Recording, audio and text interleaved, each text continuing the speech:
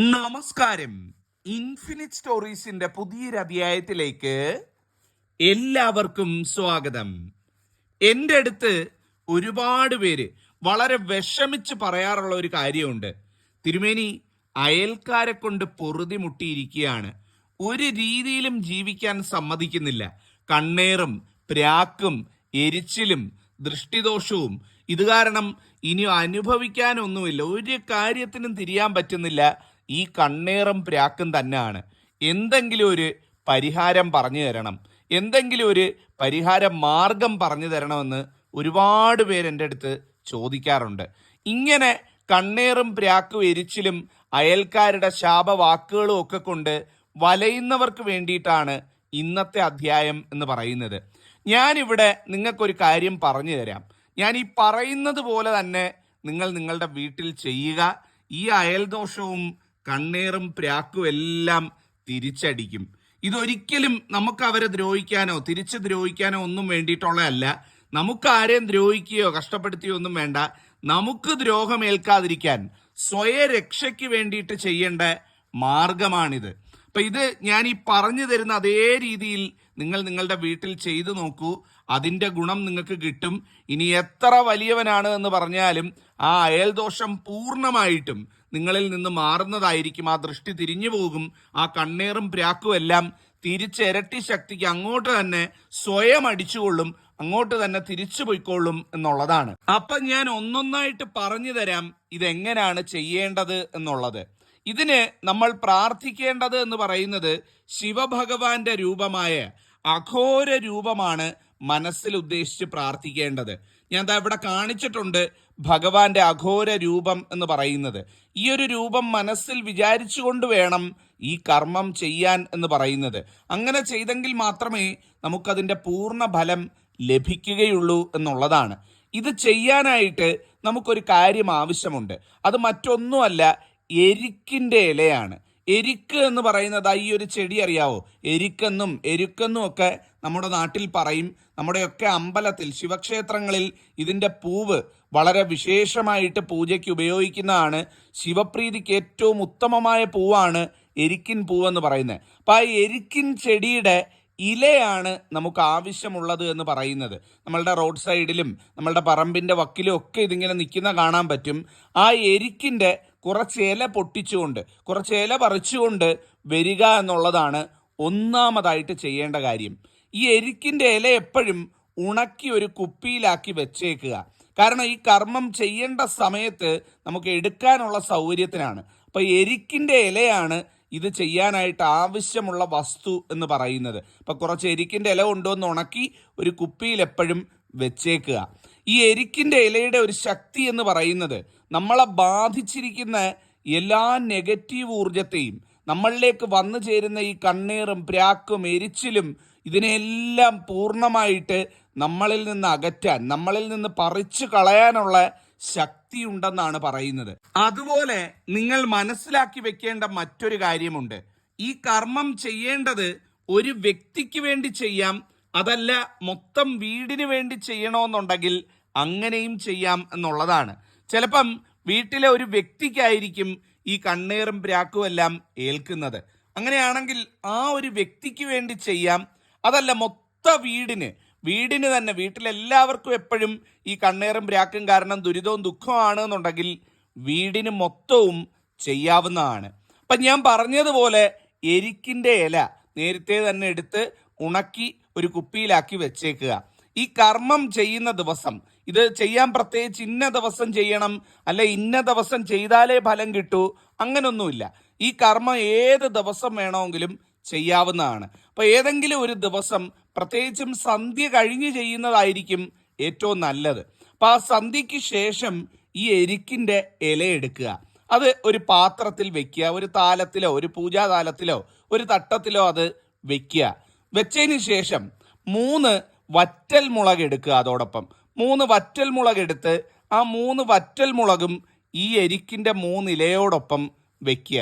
അപ്പം 3 എരിക്കിൻ്റെ ഇല, 3 വറ്റൽ മുളക്, കൂടാതെ ഒരൽപ്പം കല്ലുപ്പ്. ഒരൽപ്പം എന്ന് പറഞ്ഞാൽ ഒരു ചെറിയൊരു പിടി മതി, ഒരു ചെറിയൊരു പിടി കല്ലുപ്പ്, അതും ഈ പൂജാതാലത്തിലേക്ക് വെക്കുക. അപ്പം 3 കാര്യങ്ങൾ, എരിക്കിൻ്റെ 3 ഇല, കൂടാതെ 3 വറ്റൽമുളക്, ഒരു ചെറിയ പിടി കല്ലുപ്പ്. ഇത് 3ഉം കൂടെ ഒരു താലത്തിൽ വെച്ചതിന് ശേഷം ഒരു കർപ്പൂരം വെക്കുക. ഒരു കർപ്പൂരം വെച്ച് ആ കർപ്പൂരം കത്തിക്കുക. അപ്പൊ കർപ്പൂരം കത്തിച്ച് ആ താലവുമായി വീടിന് വെളിയിൽ വന്ന് വീടിനെ മൊത്തത്തിൽ 3 തവണ ഒഴിയുക. 3 തവണ ക്ലോക്ക് വൈസ് ഡയറക്ഷനിൽ, അതായത് ഘടികാര ദിശയിൽ, ഘടികാരത്തിന്റെ സൂചി ഓടുന്ന ദിശയിൽ 3 തവണ വീടിനെ ഒഴിഞ്ഞുകൊണ്ട് ഓരോ തവണയും ഒഴിയുമ്പം ഞാൻ ഈ പറയുന്ന മന്ത്രങ്ങൾ ചൊല്ലുക. ഞാൻ പറഞ്ഞല്ലോ, അഘോര ശിവഭഗവാന്റെ രൂപം മനസ്സിലൊന്ന് കണ്ടുകൊണ്ട് ഈ പറയുന്ന മന്ത്രം ഓരോ ഒഴിയലിന്റെ സമയത്തും മനസ്സിൽ പറയുക. 1ാമത്തെ പ്രാവശ്യം ഒഴിയുന്ന സമയത്ത് ഓം കലിദോഷഹരണായ നമ. എങ്ങനെയാണ്?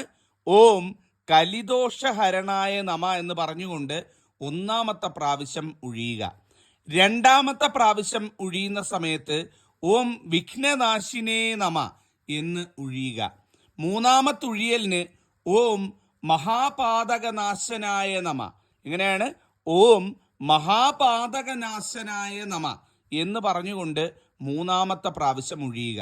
അപ്പൊ ആ എരിക്കിൻ്റെ ഇലയും അതോടൊപ്പം നിങ്ങൾ ഈ വറ്റൽമുളകും അതുപോലെ കല്ലുപ്പും കർപ്പൂരവും കത്തിച്ചുകൊണ്ട് ആ താലം വീടിന് പുറത്തു കൊണ്ടുവന്ന് വീടിനെ ഒഴിയുക. ഇനി വ്യക്തിക്കാണ് എന്നുണ്ടെങ്കിൽ ആ വ്യക്തിയും കൂട്ടി വീടിന് വെളിയിൽ വന്ന്, വീടിനകത്ത് നിന്ന് ചെയ്യരുത്, വ്യക്തിയും കൂട്ടി വീടിന് വെളിയിൽ വന്ന് ആ വ്യക്തിയെ 3 തവണ ഒഴിയുക. വീട്ടിലുള്ള ആർക്ക് വേണ്ടി വേണമെങ്കിലും ചെയ്യാം. വീടിന് വേണ്ടി വേണമെന്നുണ്ടെങ്കിലും ഗൃഹനാഥനോ ഗൃഹനാഥയ്ക്കോ ആർക്ക് വേണമെന്നുണ്ടെങ്കിലും ഇത് ചെയ്യാവുന്നതാണ്.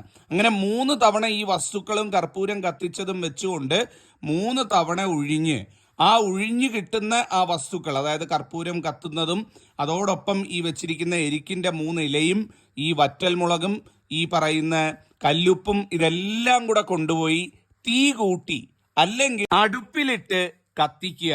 ഇത് ചെയ്യുന്നത് മാസത്തിലൊരിക്കലോ അല്ലെങ്കിൽ എപ്പം നിങ്ങൾക്ക് കണ്ണേർ ഏൽക്കും അല്ലെങ്കിൽ കണ്ണേർ ഏറ്റു, ഇത്തരത്തിൽ ശാപവും ശാപവാക്കും ഒക്കെ ഏൽക്കുന്നുണ്ട് എന്ന് തോന്നുന്നുവോ ആ സമയത്തെല്ലാം ചെയ്യാം. ഇത് ഇത്ര തവണയെ ചെയ്യാൻ പാടുള്ളൂ, അല്ലെ ഇന്നേരമേ ചെയ്യാൻ പാടുള്ളൂ എന്നുള്ള നിയമം ഒന്നും തന്നെ ഇല്ല. മാസത്തിൽ ഒരിക്കലെങ്കിലും ഏറ്റവും കുറഞ്ഞത് ഇത് ചെയ്യുന്നത് നിങ്ങളുടെ ജീവിതത്തിൽ ഇത്തരത്തിൽ ഏൽക്കുന്ന സകല കണ്ണേറ്, ദൃഷ്ടി, പ്രാക്ക്, എരിച്ചില്, അയൽദോഷം ഇതെല്ലാം പൂർണ്ണമായിട്ട് ഒഴിവാക്കി തരും. ഒഴിവാക്കുമെന്ന് മാത്രമല്ല, ഇത് ചെയ്യുന്നവർക്ക് തന്നെ ഇത് തിരിച്ചു പോവുകയും ചെയ്യുന്നതായിരിക്കും. ഏറ്റവും ശക്തിയുള്ള കാര്യമാണ്. അപ്പൊ എല്ലാവരും ഇതൊന്ന് നോട്ട് ചെയ്ത് വെച്ച്, പ്രത്യേകിച്ച് ഈ മന്ത്രങ്ങളൊക്കെ ഒന്ന് എഴുതിയെടുത്ത് ഇത് കൃത്യമായിട്ട് ചെയ്തു നോക്കൂ. എല്ലാ സങ്കടങ്ങളും ദോഷങ്ങളും മാറിപ്പോകുന്നതായിരിക്കും. അതുപോലെ തന്നെ അയൽദോഷം കൊണ്ട് വല്ലാതെ വലയുന്നവരുണ്ട് എന്നുണ്ടെങ്കിൽ വീടിന്റെ അതിർത്തിയിൽ ഒരു മൂട് നീല കരിമ്പ് നട്ട് വളർത്തുന്നത് ഏറ്റവും നല്ലതാണ്. അതുപോലെ തന്നെ വീടിന്റെ തെക്ക് കിഴക്കേ ഭാഗത്ത് മൈലാഞ്ചി ഒരു മൂട് നട്ട് വളർത്തുന്നതും ഏറ്റവും കേമമാണ്.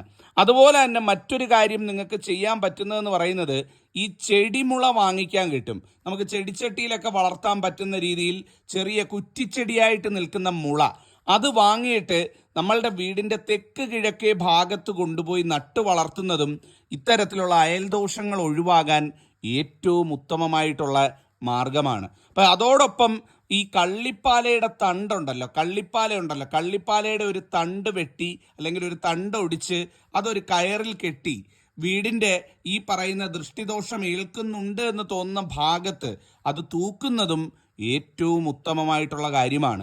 അത് ഏറ്റവും ഫലം തരുന്ന കാര്യമാണ് കള്ളിപ്പാലയുടെ കാര്യം എന്ന് പറയുന്നത്. അത് പെട്ടെന്നുള്ള ഒരു നടക്കൊന്നും നമുക്ക് ഈ പ്രാക്കും കണ്ണേറും ഏൽക്കാതിരിക്കാൻ സഹായിക്കുന്നതാണ്. അപ്പം ആ ഒരു കാര്യവും കൂടെ നിങ്ങൾക്ക് ചെയ്യാവുന്നതാണ്. ഒരുപാട് പേര് ഇത്തരത്തിൽ അയൽദോഷം കൊണ്ടും അയൽക്കാരുടെ പ്രാക്കും എരിച്ചിലും കാരണം ദൃഷ്ടിദോഷവും കാരണം വലയുന്നുണ്ട്. അങ്ങനെയൊക്കെ ഉള്ളവർ ചെയ്തു നോക്കുക. ഒരുപാട് അനുഭവം കിട്ടിയിട്ടുള്ള കാര്യമാണ്, ഏറ്റവും സത്യമുള്ള കാര്യമാണ്. ആ എരിക്കിൻ്റെ ഇല എരിഞ്ഞടങ്ങുന്നത് പോലെ നിങ്ങളുടെ ജീവിതത്തിലും അതിൻ്റെതായ മാറ്റം വന്നു ചേരുന്നതാണ്. അപ്പം ഇത് പറയാൻ വേണ്ടിയാണ് ഇന്നത്തെ അധ്യായത്തിൽ വന്നത്. എന്തെങ്കിലും സംശയങ്ങളോ ചോദ്യങ്ങളോ ഉണ്ടെങ്കിൽ ചോദിക്കാം. എല്ലാവരെയും ജഗദീശ്വരൻ അനുഗ്രഹിക്കട്ടെ. നന്ദി, നമസ്കാരം.